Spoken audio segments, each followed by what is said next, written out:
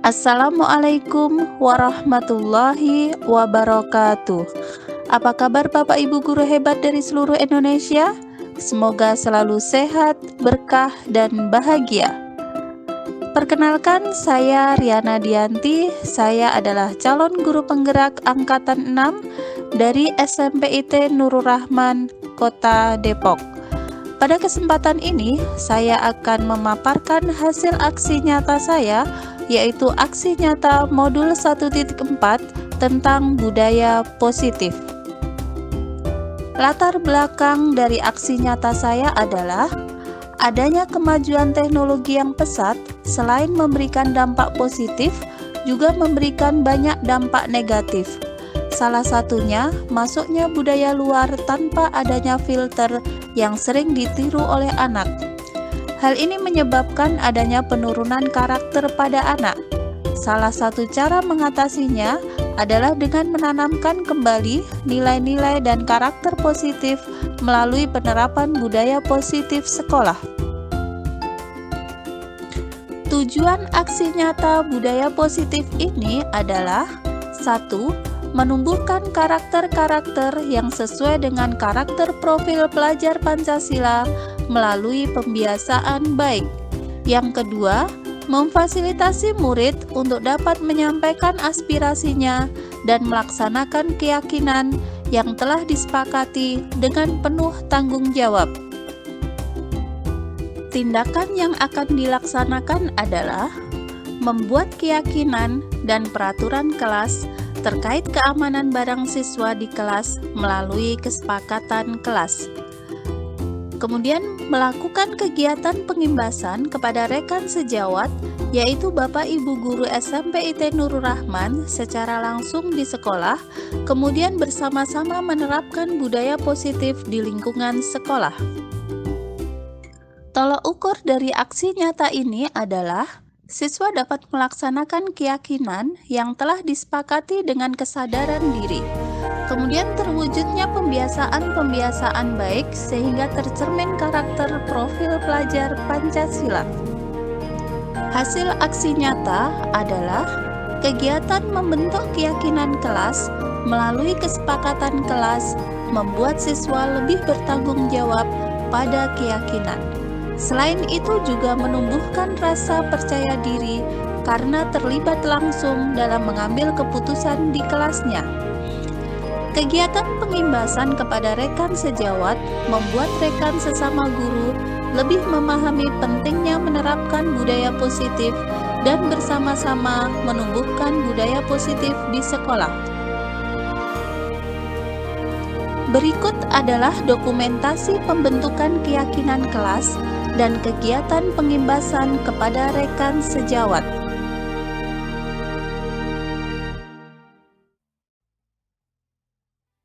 Keyakinan kelas ini adalah kita akan menggali nilai-nilai yang kita yakini, ya, nilai-nilai kebaikan yang kita yakini terkait dengan keamanan kelas kita. Ya. Oke, kalian semua tentu paham ya. Apa yang harus kita lakukan terhadap barang orang lain? Nah, Liana sekarang akan membagikan sticky note ini. Kalau kita di kelas kita ada teman kita yang memiliki barang pribadi, apa yang harus kalian lakukan? Nah, silakan kalian tuliskan sebelah sini, sebelah sini. Awas.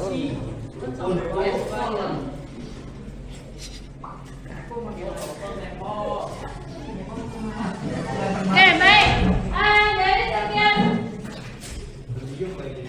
nilai-nilai yang kalian sampaikan di kelas ini ada beberapa poin, ya, yang Diana tangkap ada beberapa poin. Yang pertama adalah kalau menemukan barang diumumkan dulu, terus dikembalikan.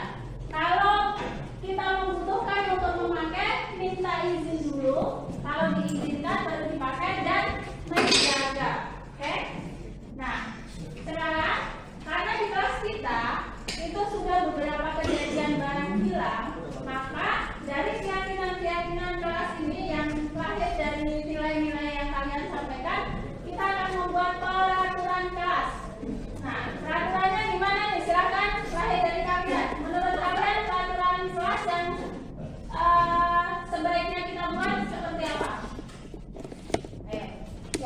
Jangan menghilangkan barang teman. Oke, jangan menghilangkan barang teman. Oke. Jangan mencuri barang orang lain. Jangan menghilangkan barang teman. Jangan mencuri barang orang lain. Mencuri barang. Jangan mencuri. Oke. Jangan mencuri. Terus menjaga barang sendiri. Menjaga barang sendiri.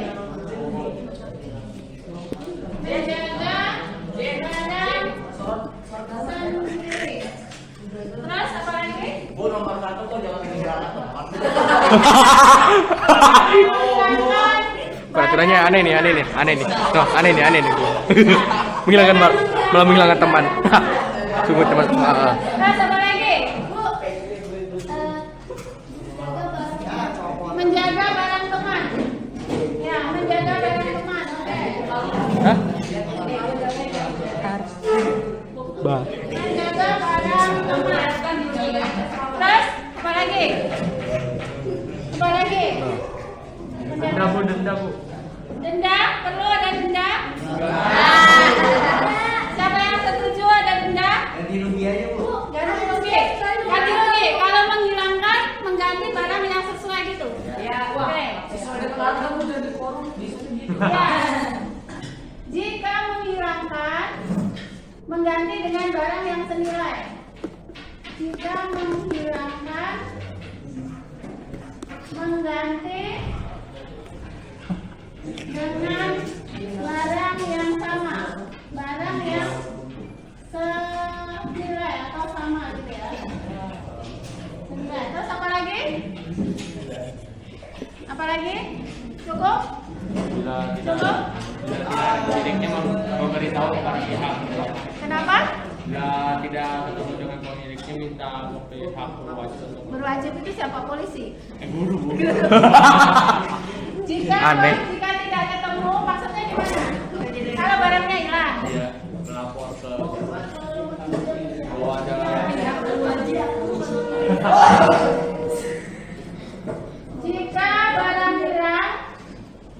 Jika barang hilang, apa? melapor ke Melapor ke guru.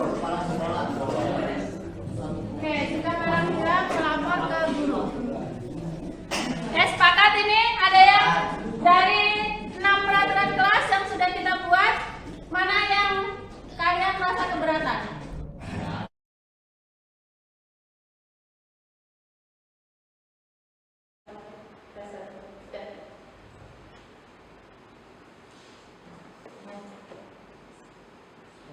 Assalamualaikum warahmatullahi wabarakatuh. Ya, alhamdulillahirabbil alamin. Wassalatu wassalamu ala asyrofil anbiya'i wal mursalin wa ala alihi wa sahbihi ajmain. Amma ba'du. Ya, pertama-tama yang saya hormati Bapak Kepala Sekolah SMP Nurul Rahman, Bapak Ahmad Basyari MPDI, Bapak Wakil Kepala Sekolah SMP Nurul Rahman, Bapak Ahmad Fauzan Elsi, serta dewan guru dan karyawan yang saya hormati. Alhamdulillah kita dalam pertemuan hari ini kita bertemu di dalam rangka acara seminar membangun budaya positif oleh pemateri kita yaitu Ibu Riana Dianti. Mungkin untuk efektivitas waktu kita awali sama-sama kegiatan kita dengan membaca basmalah. Bismillahirrahmanirrahim. Untuk selanjutnya kepada pemateri kita Ibu Riana Dianti MPD, kami persilakan. Terima kasih Pak Salman. Assalamualaikum warahmatullahi wabarakatuh. Yang terhormat Bapak Ahmad Basyari MPDI selaku Kepala SMP Nurul Rahman, yang saya hormati Bapak Ahmad Fauzan MC selaku Wakil Kepala SMP Nurul Rahman, dan teman-teman guru serta karyawan SMP Nurul Rahman yang berbahagia. Alhamdulillah, puji syukur kehadirat Allah Subhanahu wa taala pada pagi hari ini kita berkesempatan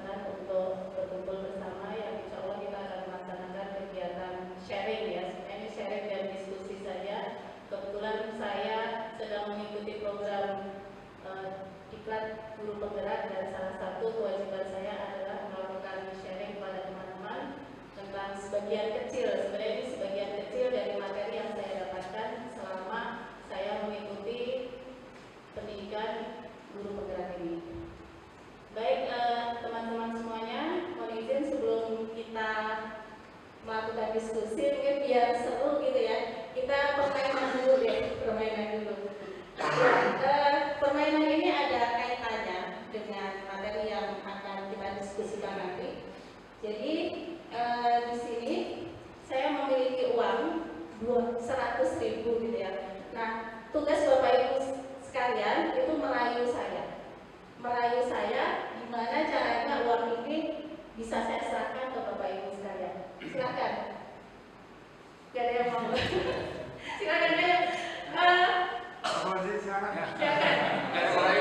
Ya, silakan Pak Fauzi. Pakai mic nih. Boleh pakai mic. Ini maju penduduk aja ya. Ini merayu bukan gombal. Merayu dalam hal positif ya, maksudnya karena kita akan belajar tentang nilai, tentang kontrol. Boleh. Silakan Pak Fauzi. Silakan lakukan apa saja agar saya mau menyerahkan uang ini. Pak Fauzi gombal aja. Assalamualaikum warahmatullahi wabarakatuh. Waalaikumsalam warahmatullahi wabarakatuh. Bu Riana yang cantik dan soleha. Sepertinya saya membutuhkan uang yang Bu Riana pegang. Mudah-mudahan Bu Riana bisa memberikan kepada saya yang nanti uang itu akan saya gunakan untuk kebutuhan kehidupan saya. Bu Riana yang cantik dan soleha, tentu yang baik hati dan tidak sombong. Agar kiranya berkenan memberikan uang itu kepada saya. Terima kasih. Oke, terima kasih Pak Fauzi. Berikan tepuk tangan. Aduh, saya dikasih gitu malah gini. Saya malah ya apaan sih? Nah, itu kan cantik Dan soleha. apa ya? Saya jadi Nggak apa-apa, Bu. enggak, maksudnya saya malah jadi aduh, saya yakin Pak Fauzi punya uang jauh lebih banyak dari ini. Dan saya kayaknya belum punya alasan yang cukup kuat ya untuk menyerahkan uang ini ke Pak Fauzi. Mohon maaf ya Pak Fauzi ya. Ayo siapa yang mau coba lagi? Dia bikinnya. Ibu nggak apa-apa, ibu kan? Gak apa-apa, ibu juga. Bu, ini. Ayo. Udah, boleh udah. Coba. Karena tadi kayaknya ayat Pak Fauzi itu belum mengena di hati saya. Saya justru kayak Yang udah digombalin Pak Fauzi. apa? Coba cari alasan sesuatu yang bisa menggerakkan hati saya untuk mau menyerahkan uang ini. Kita doa dulu sebelum bicara. Bu Riana, siap? Saya tahu. Oke. Betul nggak sih? Baik, setelah kali kasih ya. Ini kemarin mau gini ya. Oke. Ini keren banget, supit nih, keren banget. Tentang investasi yang tiada batas. Bener kan? Bisa. Ayo kan? Aja mau kan? Iya. Pasti.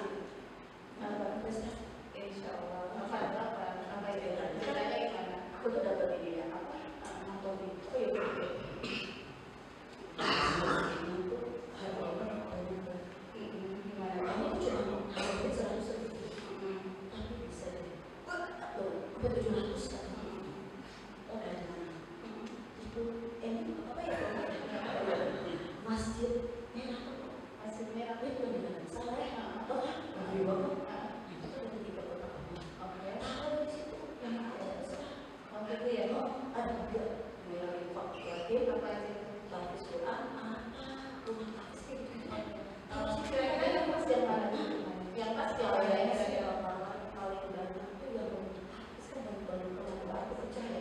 Terus itu baru kok. Ya. Aku mimpi biar punya ya. Kalau ya.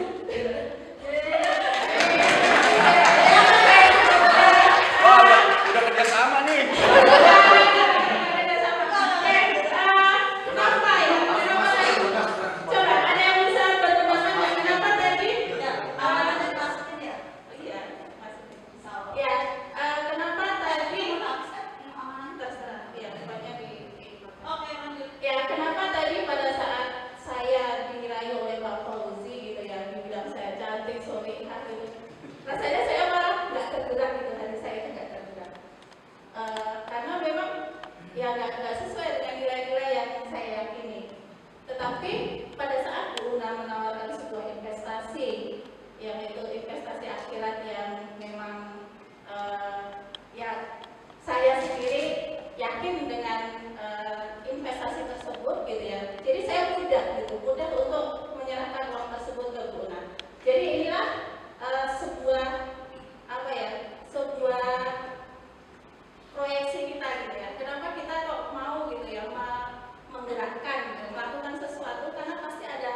nilai-nilai yang kita yakini yang sesuai dengan apa yang tadi disampaikan oleh Ibu Luna.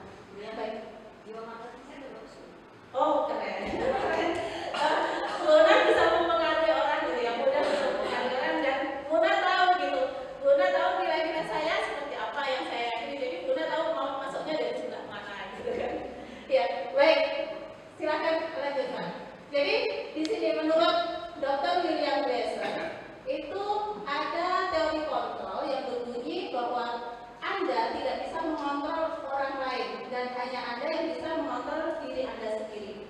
Jadi tidak ada seorang pun yang bisa mengontrol orang lain, hanya dirinya sendiri yang bisa mengontrol, yang bisa mengubah apapun perilakunya. Jadi begitu pula murid kita itu kita nggak bisa mengontrol murid kita, walaupun kita memang ada aturan. Kalaupun murid kita itu mau melakukan sesuatu itu karena sekedar aturan, tapi ketika aturan itu tidak sesuai dengan nilai-nilai yang dia yakini, maka dia hanya sekedar melakukan aturan itu.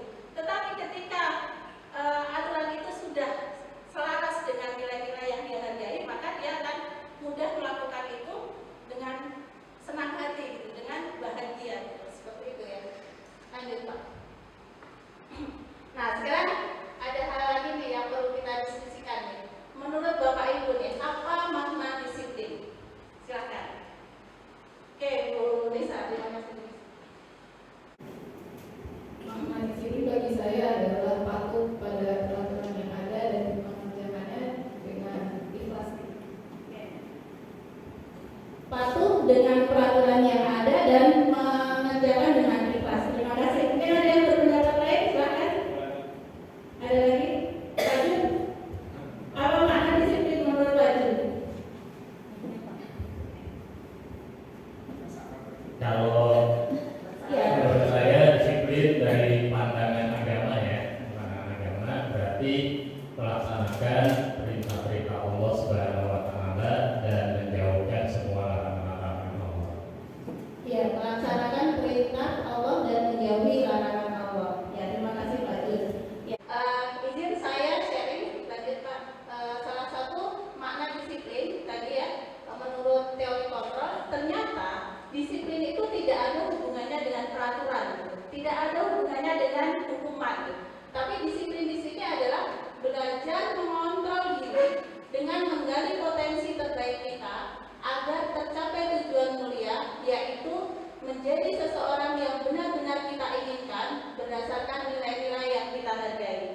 Jadi di sini lebih kepada komitmen bagaimana seseorang mau melakukan sesuatu untuk kebaikannya dia sendiri, gitu ya.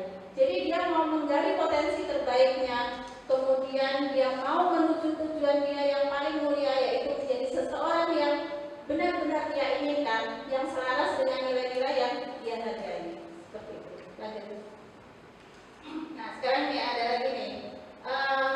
Silakan Bapak Ibu, apakah setuju dengan pernyataan berikut? Pernyataan yang pertama, untuk mendisiplinkan anak harus dipaksa dulu agar terbiasa. Silakan, siapa yang mau berpendapat? Ayo, angkat tangan Pak Faisal mungkin. Setuju nggak Pak Faisal? Untuk bisa mendisiplinkan anak harus dipaksa dulu. Kalau menurut saya berdasarkan disiplin yang tadi Buya jelaskan, saya kurang setuju dengan pernyataan pertama. Karena mungkin baiknya kita gali dulu seperti apa disiplin yang dimau oleh anak tersebut, baru nanti kita akan mungkin seperti itu. Oke, terima kasih. Tepuk tangan untuk Pak Faisal. Keren. Ya, setuju. Oke, Pak Hidayat, silakan. Kalau saya setuju Bu dengan pernyataan ini. Jadi memang untuk menyesuaikan anak harus dipaksa dulu kalau belum biasa. Ya. Kenapa? Karena memang ada fase ya, ada perkembangan. Ketika anak usia misalnya 5-7 tahun, saya kira memang itu perlu pemaksaan. Tentang pemaksaan apakah mereka terbiasa melaksanakan sesuatu yang memang itu sudah harusnya dilaksanakan.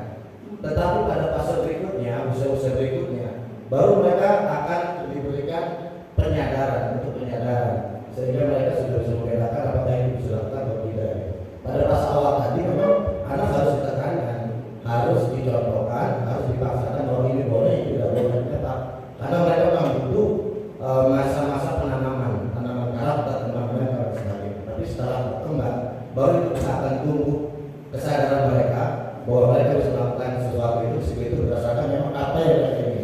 dan tujuan yang mereka capai.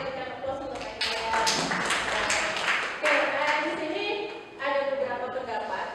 Saya juga tidak berhak untuk menjudge mana yang apakah ada yang salah atau tidak gitu.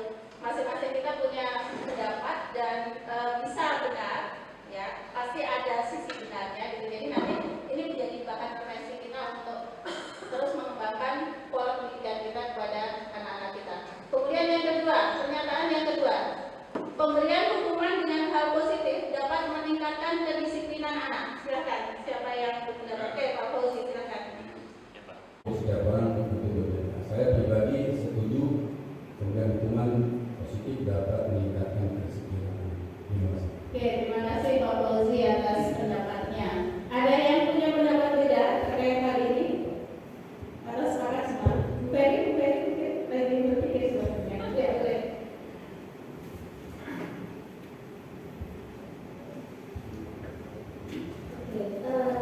Untuk saya pribadi sebenarnya hampir sama Bu Yanda. Hukuman itu bisa menjadi positif dan meningkatkan kedisiplinan anak dengan catatan ada kesepakatan bersama. Jadi hukuman itu anak yang memilih, kayaknya akan melaksanakan sebuah aturan anak. Nah, jadi kita buat kesepakatan. Kalau si anak tidak menjalankan maka sanksi yang sudah dia pilih ya dia akan konsekuensi dengan pilihan yang bertanggung jawab dengan pilihannya. Jadi bisa dengan catatan ada kesepakatan. Oke. Terima kasih Bu Ferry, kita berikan tepuk sebelum bagus ya tadi pendapatnya Bu Ferry bahwa boleh memberikan hukuman asal hukuman itu sudah merupakan hasil kesepakatan dari siswa. Oke, terakhir pernyataannya terakhir, memberikan penghargaan akan dapat meningkatkan motivasi belajar anak. Silakan, siapa yang mau berpendapat? Ayo. Ya, Bu Nisa lagi. Silakan Bu Nisa. Menurut saya betul ya Bu, karena anak-anak itu butuh untuk dihargai atas pencapaian yang sudah mereka dapatkan gitu. Dan penghargaan itu nggak mesti secara materi, tapi juga dari kata-kata kita yang menambah motivasi dia itu termasuk penghargaan untuk anak. Oke, terima kasih Bu Nisa. Terus buat Bu Nisa ya. Jadi penghargaan Bang Ferry bisa juga berupa kata-kata atau apresiasi, motivasi seperti itu ya Bu Nisa ya. Baik, ada lagi untuk pernyataan ketiga? Cukup ya. Baik, terima kasih Bapak Ibu atas pendapat, pernyataan yang sudah disampaikan. Coba kita akan lanjutkan seperti apa kan? Ternyata setiap anak ataupun setiap orang itu memiliki kebutuhan dasar dan apa yang dia lakukan itu pasti ada alasannya. Salah satu alasannya untuk memenuhi kebutuhan dasarnya. Dan di sini realitas kebutuhan kita itu setiap orang itu berbeda-beda. Kita berusaha untuk memahami pandangan orang lain tentang dunia. Setiap orang memiliki gambaran yang berbeda. Begitu dengan siswa-siswa kita. Mereka melakukan tindakan apapun gitu ya. Itu pasti dia ada alasannya. Alasannya mungkin untuk memenuhi kebutuhan dasar. Misalnya ya ada anak yang sukanya itu mintain bekal temennya gitu ya.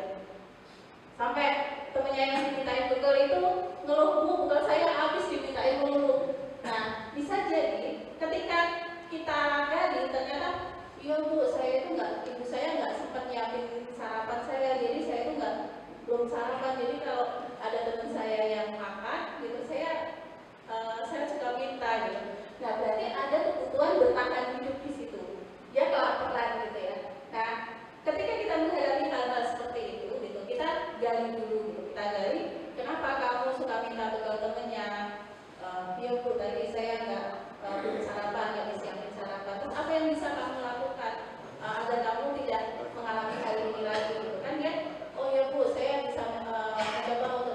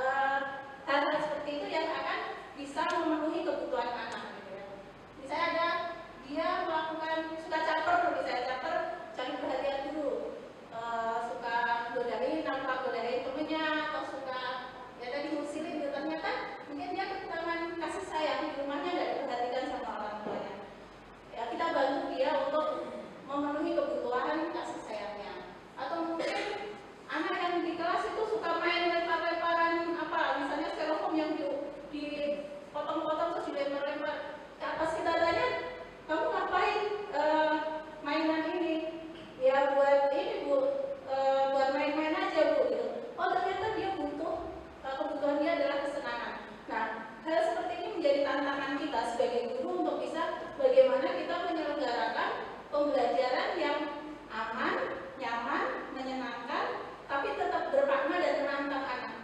Jadi bagaimana kita bisa membuat pembelajaran yang anak juga misalnya ada juga kebebasan, dia butuh main dengan menyenangkan. Hal seperti ini yang memang menjadi tantangan kita untuk terus berkreasi bagaimana membuat pembelajaran itu anak di kelas itu senang gitu, dia kebutuhan dasar dia ini terpenuhi seperti itu. Lanjut. Nah, tadi ya sudah kita bahas bahwa sebuah perilaku itu memiliki tujuan. Ada 3 motivasi yang mendasari seseorang melakukan sesuatu. Yang pertama adalah untuk menghindari hukuman atau ketidaknyamanan. Nah, misalnya nih, anak melakukan atau mengerjakan tugas itu motivasinya apa? Saya biar nggak diomelin gurunya, biar nggak dihukum sama gurunya. Nah, ini adalah motivasi paling rendah. Misalnya kayak kita naik motor pakai helm, motivasinya apa? Biar nggak ditilang, biar nggak ditangkap polisi. Nah, itu adalah motivasi yang paling paling rendah dan dari luar gitu, eksternal motivasi. Kemudian yang kedua itu untuk mendapatkan imbalan. Ya kayaknya anak rajin mengerjakan tugas itu biar dapat nilai bagus atau biar menjadi ranking di kelas. Nah, ini masih motivasinya masih eksternal. Nomor 1 dan kedua ini adalah motivasi yang datang dari luar dan biasanya tidak bertahan lama. Mereka nih, kalau yang tentang motivasi tentang hukuman itu, dia berpikir apa yang akan terjadi bila saya tidak melakukan ini? Oh, saya akan dihukum gitu ya misalnya. Terus untuk mendapatkan imbalannya apa yang saya dapatkan bila saya melakukan ini? Oh, saya akan dapat nilai bagus gitu. Atau misalnya kita bekerja, apa yang kita dapatkan kalau kita kerja? Oh, dapat gaji. Itu motivasi karena imbalan. Kemudian ini ada satu motivasi yang kita harapkan bisa kita miliki bersama, yaitu motivasi untuk menghargai diri sendiri. Nah, ketika kita sudah memiliki motivasi untuk menghargai diri sendiri ini, maka motivasi itu akan bertahan lama gitu, akan bertahan dan kita akan bertanggung jawab dengan apa yang kita lakukan. Dan kita akan semangat untuk menuju apa yang kita inginkan gitu kan. Nah, contohnya nih, saya ingin menjadi orang yang seperti apa? Kalau kita motivasinya sudah pada level ini adalah internal motivasi yang lahir dalam diri kita sendiri. Dan ini kita akan berusaha sekuat tenaga gitu ya untuk meraih apa yang kita inginkan. Hasilnya apa? Hasilnya adalah nilai-nilai universal kebajikan. Jadi kalau bahasa kurikulum merdeka sekarang apa Pak Hidayat? Profil pelajar Pancasila ya? Apa aja itu Pak Hidayat? Apa? Boleh. Beriman dan bertakwa kepada Tuhan Yang Maha Esa. Terus berkebinekaan global. Kreatif, mandiri, bergotong royong, bernalar kritis. Nah, itu kalau bahasa kurikulum merdeka seperti itu ya, profil pelajar Pancasila. Kalau dalam skop yang lebih kecil itu adalah kita akan bisa menstimulasi keyakinan kelas. Di sini saya ada video ya. Ini kasus nyata dan saya tidak rekayasa tentang kondisi kelas saya, kelas 8C yang kemarin si Alif itu kehilangan barang-barang. Akhirnya saya buat keyakinan kelas. Silakan. Jadi tidak pakai rekayasa saya.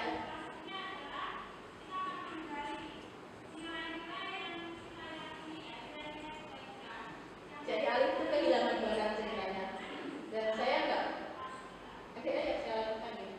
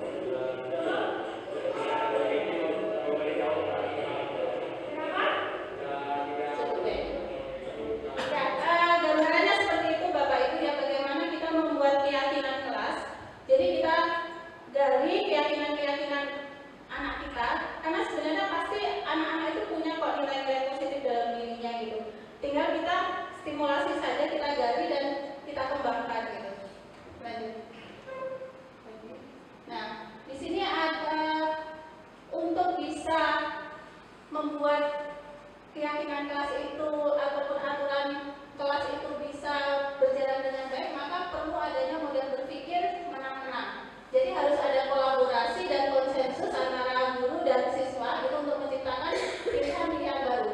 Nah, di sini peran kita sebagai guru itu ada 5 posisi kontrol.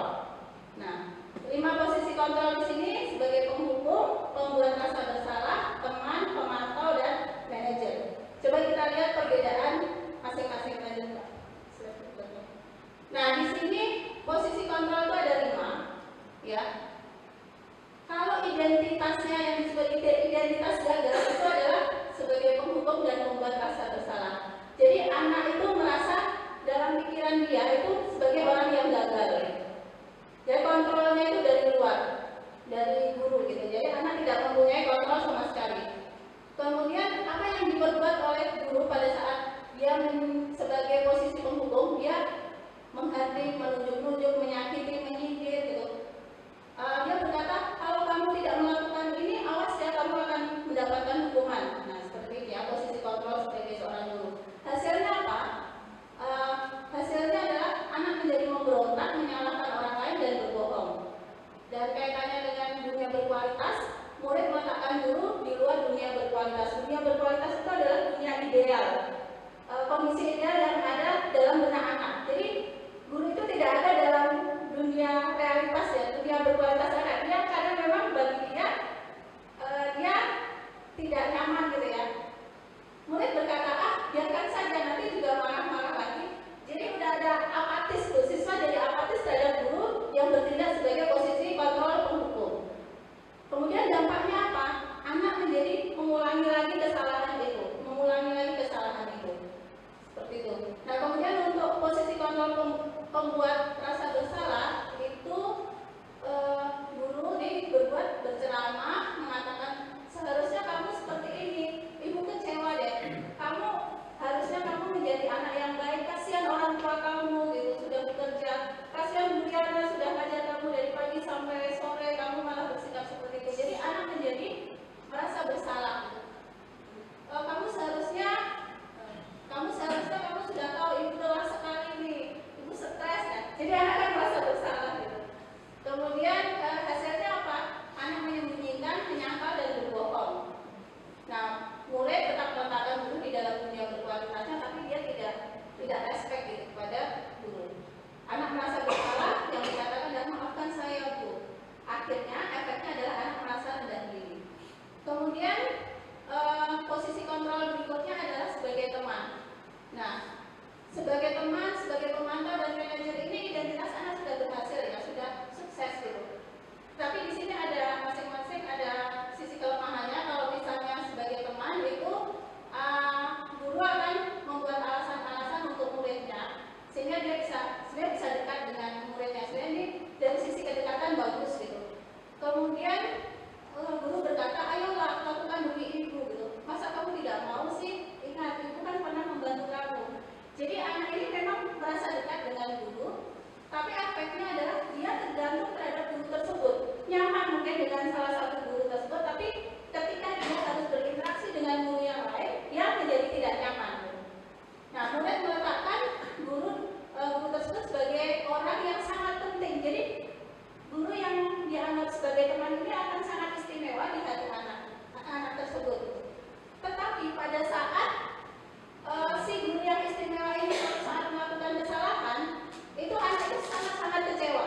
Saya pikir bapak itu baik sama saya, ternyata sama aja dengan guru yang lain. Jadi sangat kecewa si anak. Dampaknya apa? Anak menjadi lemah, tidak mandiri dan sangat tergantung terhadap guru tersebut. Seperti itu. Kemudian kalau posisi pemantau, itu guru itu selalu menghitung dan mengukur, selalu disesuaikan dengan peraturan. Apakah anak ini sudah mengikuti peraturan? Apa peraturannya? Apakah sudah melanggar ini? Gitu. Terus si anak jadi menyesuaikan diri dengan peraturan tersebut. Kemudian murid meletakkan guru dan peraturan untuk itu di dunia berkualitasnya. Jadi semuanya sudah masuk ke dalam dunia berkualitasnya. Kemudian berapa banyak di sini murid berkata berapa banyak bintang yang harus saya peroleh Bu untuk bisa mendapatkan nilai yang bagus atau mendapatkan perlakuan yang bagus dari ibu gitu misalnya. Jadi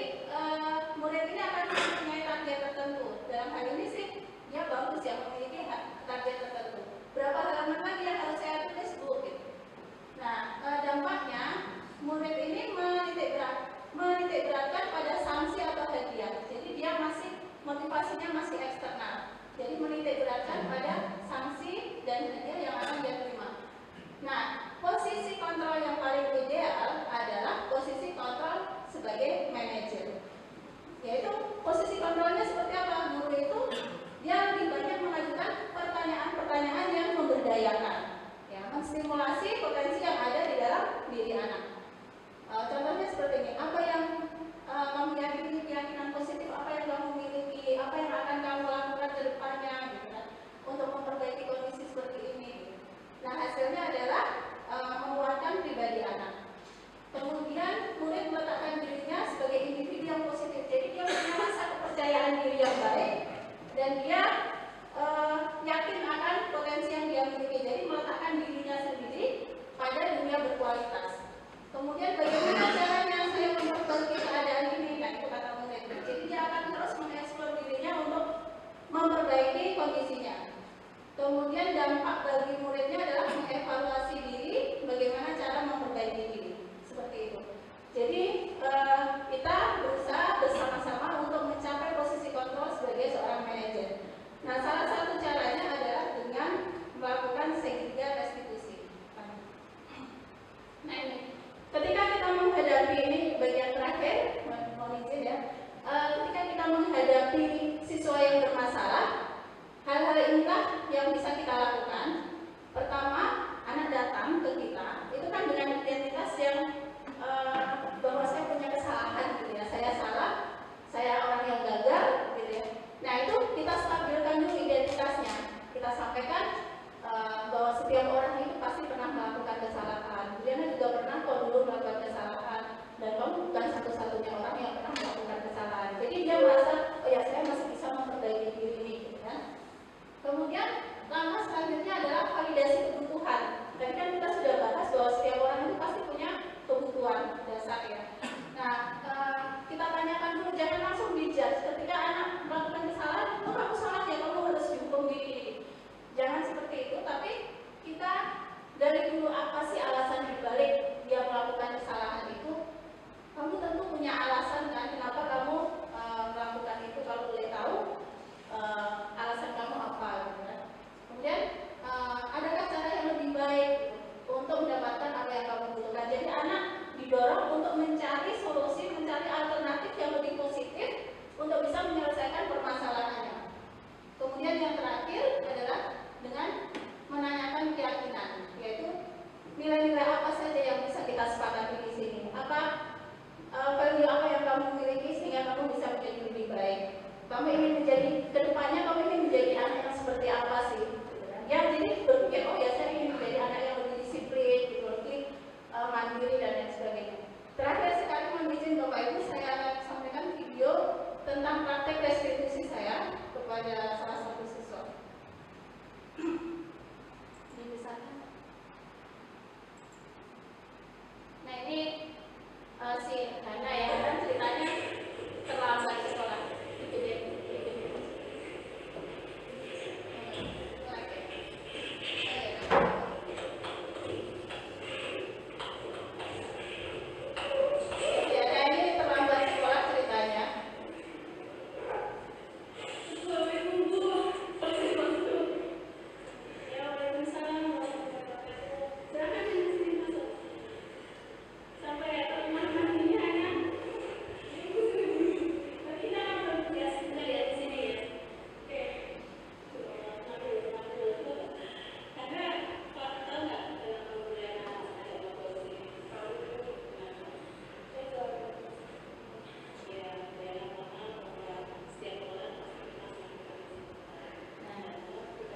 Menstabilkan identitas.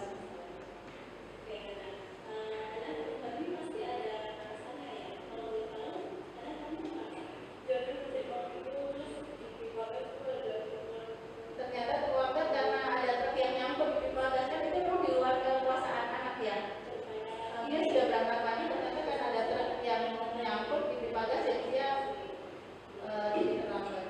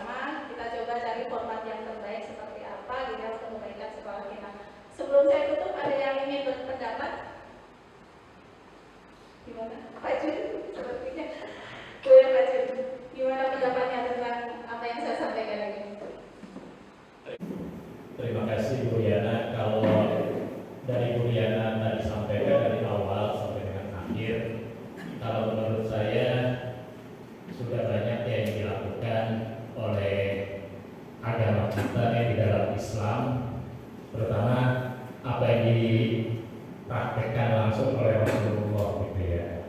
Artinya Rasulullah itu kan cerminan orang yang paling mulia di dalam kehidupan kita.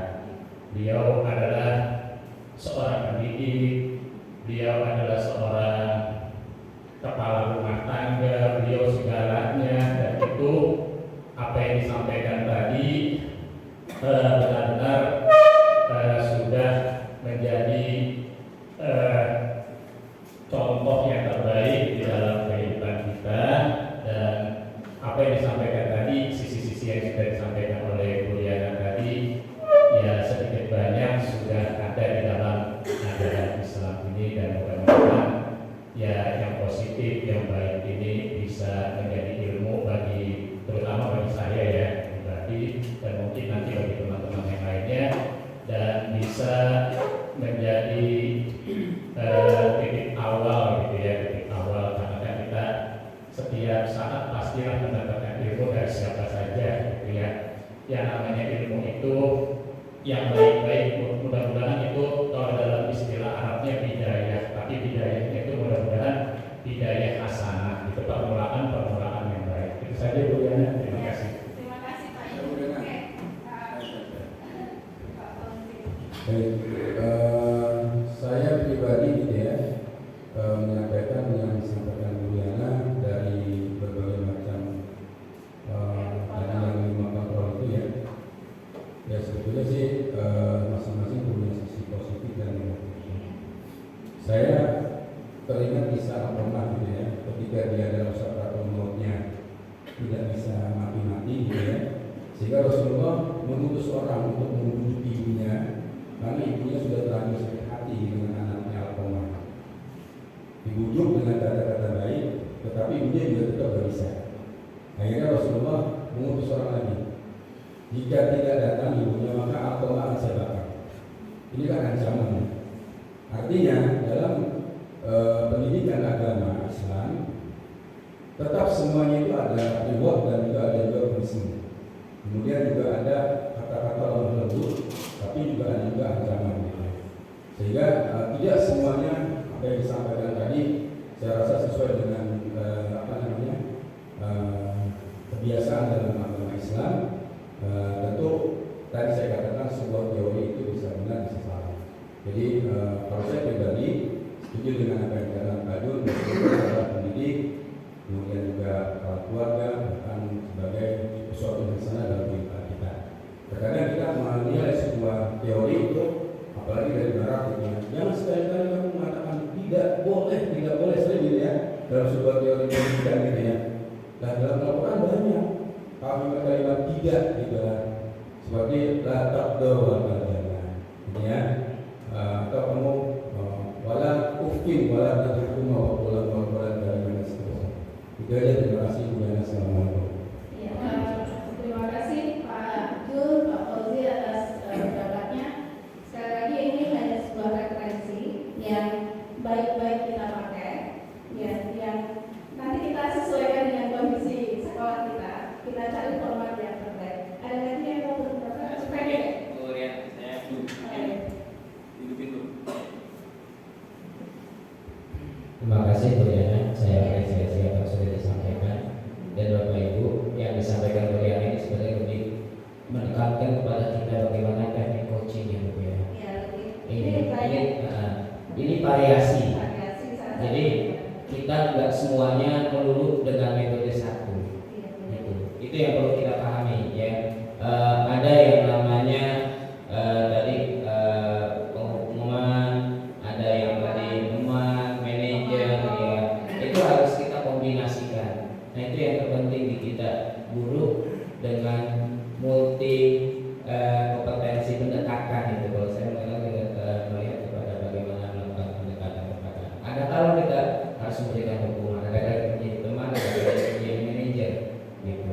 Sekitar itu aja. Oke, terima kasih Pak Fauzan atas pendapatnya dan penjelasannya. Oke, silakan. Assalamualaikum warahmatullahi wabarakatuh. Saya secara pribadi sangat ya pemaparan yang telah disampaikan oleh Bu Diana pada hari ini. Jadi ya pada prinsipnya apapun metode teori yang terbaik gitu ya, mudah-mudahan itu bisa lah kita pergunakan di SMP Ilmu Rahmat ini. Mudah-mudahan pemaparan ini memperkaya kita yang berbeda dari metode ataupun apa terkait dengan penanganan kasus-kasus yang muncul pada anak kita. Saya juga setuju apa yang dikatakan oleh Pak Fauzi gitu ya. Semua teori juga belum tentu gitu ya. Apalagi kalau misalnya teori yang tadi itu yang disampaikan, ketika kita menghadapi siswa seperti Azril lah ini. Ya, belum berdekatan level tinggi lagi. Rasanya semua metode yang pernah kita pakai terlalu komplisik juga atau lagi pun akhirnya nggak bisa. Termasuk juga kita mempunyai siswa Rahman ya, Abdul Rahman ya, Pak, itu juga sangat istimewa sekali ya siswa kita yang pada akhirnya siswa Rahman ini tidak dari Nur Rahman saat di Jogja, malah setelah dia keluar dari Rahman dari Nur Rahman itu kondisinya semakin berat gitu ya, dia terlibat narkoba, pergaulan bebas dan lain sebagainya. Jadi yang sekali lagi mudah-mudahan ini banyak lah ya yang bagus gitu ya, yang bisa kita terapkan ke depan yang mudah-mudahan kita menunjukkan anak-anak kita. Saya kira mungkin demikian Bu Diana. Assalamualaikum warahmatullahi wabarakatuh. Waalaikumsalam warahmatullahi wabarakatuh. Saya Ferry mau menyampaikan sesuatu.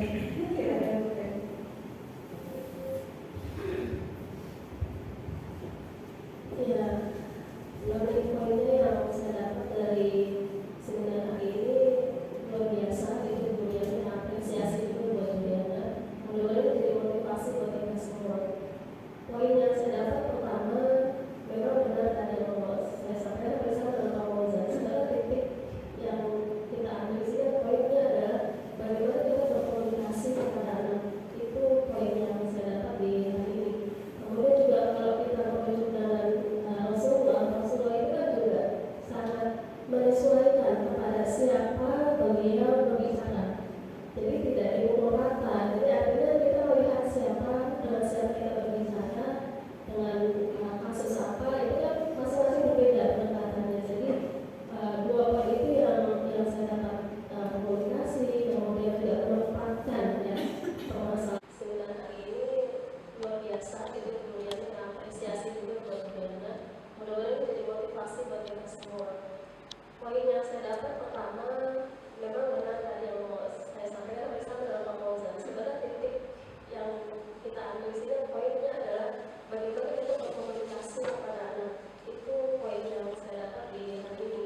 Kemudian juga kalau kita merujuk dengan Rasulullah itu kan juga sangat menyesuaikan kepada siapa beliau berbicara.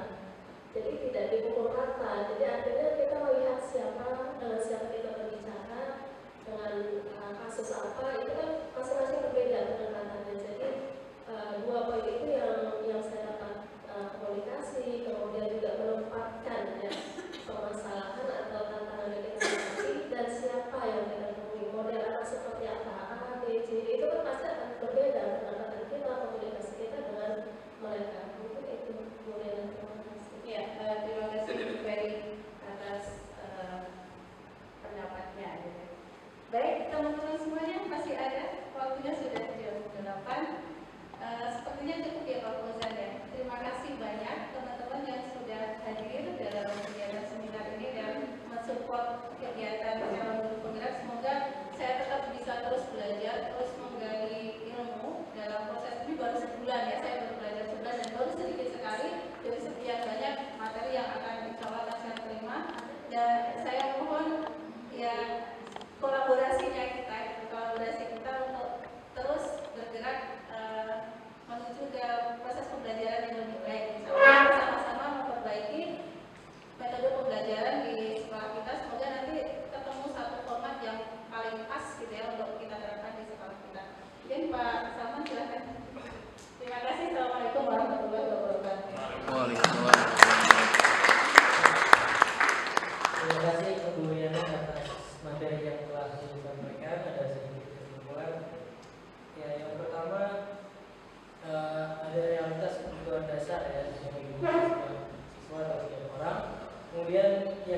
kelas menghasilkan peraturan kelas.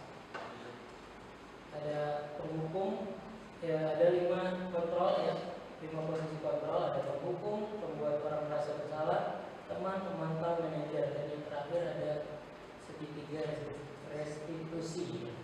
Terima kasih kepada Bu Diana, sangat luar biasa, dan Bapak Ibu semua yang menjadi responden yang sangat aktif ya.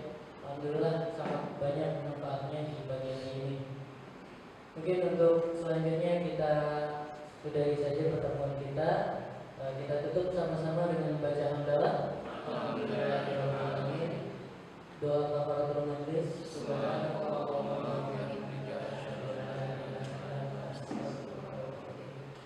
Terima kasih, saya sebagai moderator mohon maaf apabila banyak kesalahan. Selamat pagi, assalamualaikum warahmatullahi wabarakatuh.